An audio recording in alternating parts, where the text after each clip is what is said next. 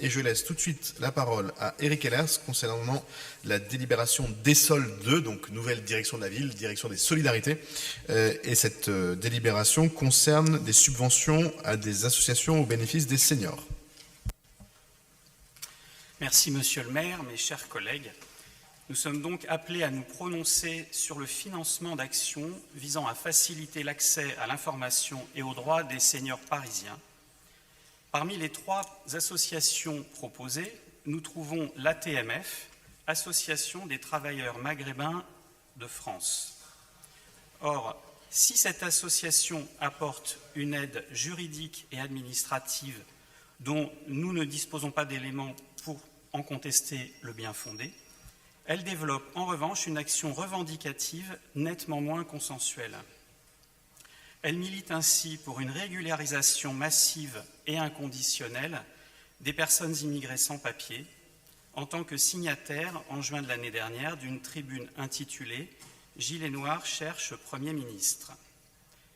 Nous ne souhaitons pas que l'aide légitime que notre collectivité apporte au bénéfice de personnes en difficulté soit assimilée d'une quelconque manière à un soutien à cette prise de position politique controversée que nous ne partageons absolument pas. Nous souhaitons que le soutien financier de la ville de Paris s'effectue au profit d'associations qui ne pratiquent pas un tel mélange des genres, ce qui, a priori, est le cas des autres associations faisant l'objet de cette délibération.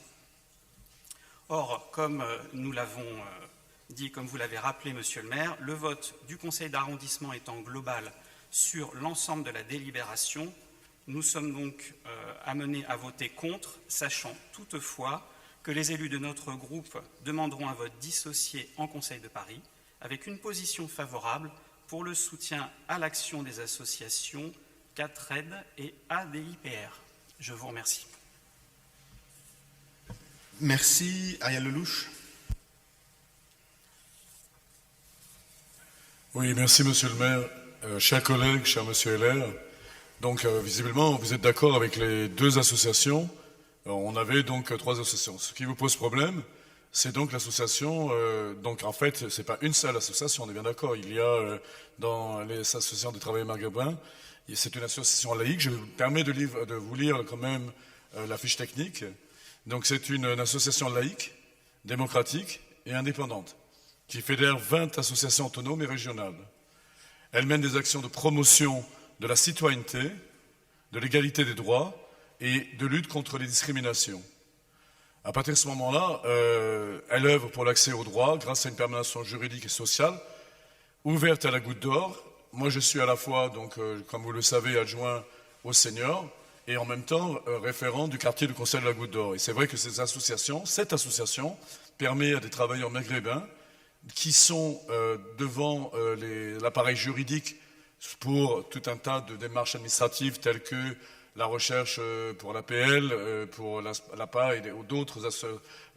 Je ne vois pas quel est le problème en ce qui vous concerne. Et voilà, je pense qu'il y a chose est sûre, c'est que là encore, on est dans ce système d'attaque systématique par rapport aux associations. Je rappelle, et nombre de nos collègues ont rappelé qu'il y a une indépendance des associations. Maintenant, moi, j'entends ce que vous dites, et je voudrais simplement terminer la fiche technique avec votre permission. D'accord? Et après, on va en parler si d'autres collègues veulent prendre la parole. Elle a mis une permission juridique et sociale, je le disais, dans le quartier de la Goutte d'Or, qui est assurée par une juriste, permettant d'orienter des personnes âgées immigrées, parfois non francophones, vers des organismes ou associations spécialisées, santé, logement, mais aussi de rédiger les courriers administratifs ou de recours. En 2022, elle continue à accompagner ce public spécifique dans la défense et la reconnaissance des droits sociaux. La constitution des dossiers de demande administrative, 29% des personnes suivies ont plus de 60 ans. Ces activités d'accompagnement proposées par l'association sont identifiées de longue date par les habitants du quartier de la Goutte d'Or. Et ce qui est intéressant, et je voudrais que Mme Angélique Michel le dise, le remarque, c'est que la visibilité de l'association sur ce quartier s'est encore accrue grâce au projet nouvellement formulé en direction des femmes, violences conjugales, indépendance économique, lesquelles n'hésitent plus à s'adresser à l'association. En 2021, l'ATF a accompagné plus de 1200 personnes dans ses locaux par téléphone et par mail. Alors, compte tenu, moi, de ces éléments que j'ai à ma disposition, et je me pencherai un peu plus longuement sur ce que vous venez de suggérer, de soulever, et je vous en remercie. Je propose d'abord, dans un premier temps, de voter l'attribution. Alors, je rappelle quand même qu'il y avait 3 associations. La première, c'était le collectif des accidentés du travail, handicapés et retraités pour l'égalité de droit, la 4N, qui met en place des permanences. La 3e, c'était quand même pour l'information aux pré-retraités et aux retraités, ce qui est important parce qu'effectivement, quand on est proche de la retraite, c'est comme dans mon cas, c'est important de savoir où on va. Et donc, les subventions, c'est 4 aides, 7 000 €. La TMF qui vous pose problème, et je l'entends, c'est 4 000 €, et la DIPR, c'est 4 500 €. Je vous propose de voter, et je me pencherai personnellement par rapport à ce que vous dites. Je vous remercie en tous les cas d'avoir soulevé ce problème. Merci. La parole est à Pierre Bournazel. Merci, Monsieur le maire. Je me permets d'intervenir sur le sujet parce que on touche un point important de compréhension sur la question de la liberté des associations. Moi-même, cher Eric Ehlers, je suis comme vous, je ne suis pas favorable à la régularisation massive et totale de tous les sans-papiers. Pour autant, je suis favorable à ce que des gens puissent l'exprimer. C'est leur point de vue. Nous sommes dans une démocratie, et une démocratie, c'est un dialogue. Il y a des points de vue qui sont contradictoires, et c'est bien qu'ils existent. Et les associations, si vous voulez, elles sont contrôlées et évaluées. Si évidemment elles portaient atteinte aux fondamentaux de la démocratie et de la République, il y a la loi qui pourrait les sanctionner. Ce n'est pas le cas. Et ces associations, elles font un travail de terrain, comme ça a été expliqué par Monsieur Lelouch. Elles font un travail de terrain, généralement. Alors celle-ci, vous avez énoncé tout son travail. D'autres font sur du soutien scolaire, d'accompagnement des familles, sur les activités culturelles, sur des activités sportives. Et on a besoin de ce maillage-là, parce que les libertés associatives, ce sont les corps intermédiaires. Et nous avons besoin de ces corps intermédiaires dans notre société, parce qu'elles participent, ces associations, au dialogue. Et donc je considère qu'il faut les soutenir. Nous voterons évidemment ces subventions pour aider ces associations à travailler, à continuer à œuvrer dans l'intérêt général et pour les habitantes et les habitants.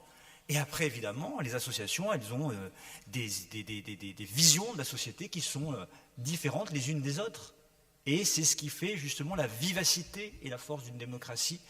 Et on ne peut ne pas partager un certain nombre de points de vue des associations sans pour autant voter contre leurs subventions. Bien au contraire, je pense qu'elles font un travail très important et très utile. Et si elles n'étaient pas là, d'ailleurs, les difficultés que nous connaissons dans un certain nombre de quartiers seraient beaucoup plus importantes, car au quotidien, elles réalisent un travail quand même qui est formidable et qui participe. Mais c'est sur le terrain, chers collègues. C'est sur le terrain, il faut y aller, il faut venir voir. Et regardez, accompagnez ces associations, et vous verrez le travail qu'elles font. Et pour autant, vous ne partagerez pas forcément toute leur philosophie, mais ça, c'est pas grave. Dans une démocratie, c'est même plutôt sain.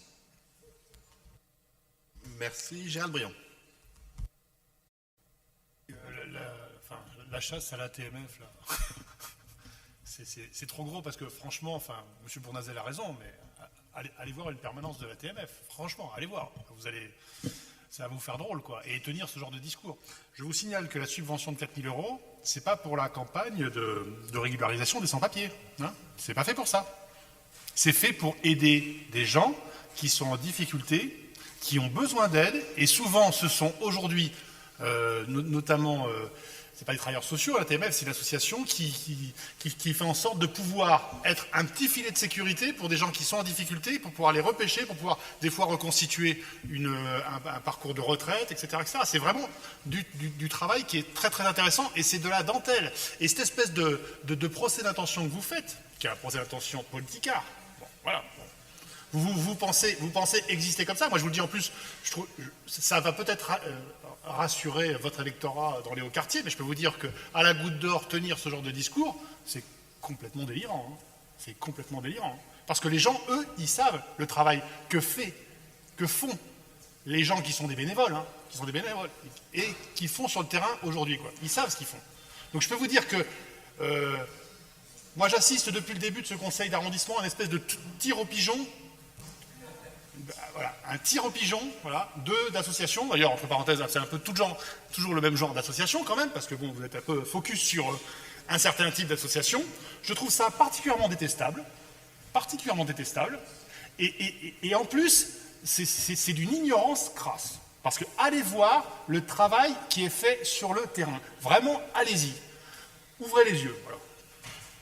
Alors, Éric Heller a redemandé la parole. Je vais bien sûr la lui laisser, puis on passera au vote. Oui, merci Monsieur le maire. Par rapport à vos propos, notre rôle d'opposition, c'est un rôle de vigilance. Je pense qu'on en a déjà donné l'occasion d'en montrer la pertinence à 2 reprises lors de ce conseil. Voilà, ne nous le reprochez pas, on est là pour ça. Voilà, on n'est pas là pour co-gérer, on est là pour contrôler et puis pour porter un autre discours. Il me semble, Monsieur Briand et Monsieur Lelouch, et cela nous permettra certainement de nous rejoindre, que peut-être mon propos n'était pas assez limpide, mais c'est ce que j'ai dit. C'est-à-dire qu'il y a 2 aspects dans cette association de la TMF. Il y a un aspect qui est tout à fait louable, qui est l'aspect d'aide, l'aspect d'action sociale. Il y a un autre aspect qui est totalement différent, et là cela répondra aux propos de M. Bournazel, qui est celui de la dimension militante.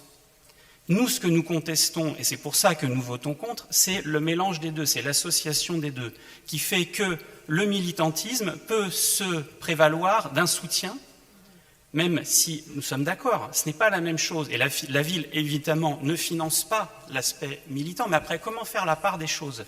Après, quand vous avez le logo Ville de Paris soutenu par la Ville de Paris, et bien après, les choses, il est beaucoup plus difficile à dire « Ah mais non, mais vous savez, c'était pas pour ça, comment va-t-on faire ?» Voilà, c'est pour ça que pour nous, il est important que ce soit clair, et évidemment, et là nous sommes d'accord avec M. Bournazel, les associations ont le droit de pouvoir porter un discours militant si elles le souhaitent. Après, par contre, celles-là, je ne les financerai pas avec de l'argent public. Là, c'est les adhérents eux-mêmes qui vont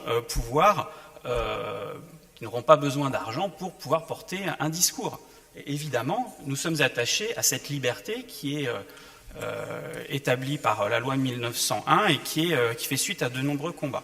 Donc je pense que nos positions ne sont pas si lointaines que ça. Nous sommes plus intransigeants, c'est pour ça que nous votons contre, parce que, encore une fois, c'est l'association des deux. C'est pas du tout contre le fait d'apporter une aide aux travailleurs étrangers, et notamment aux travailleurs étrangers âgés, qui effectivement ont besoin d'une aide particulière, car ils sont souvent perdus avec nos méandres administratifs.